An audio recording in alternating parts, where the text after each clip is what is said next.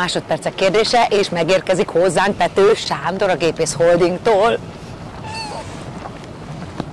Hello! Szia! De itt mindenféle számokat látok, víz, gáz, fűtés, hűtés, stb. Mindennel is foglalkoztok, és ez a 22 szakáruház, ezt gondolom lefedi egész Magyarországot.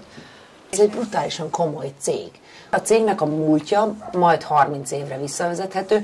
Hozzávetőlegesen 3000 szakmai partnerrel dolgozunk együtt. A ház az egy élő gép lesz tulajdonképpen. Na, most egy picit tegyük fel a képre az építőiparban kevésbé járatosaknak azt, hogy mi is az a gépészet.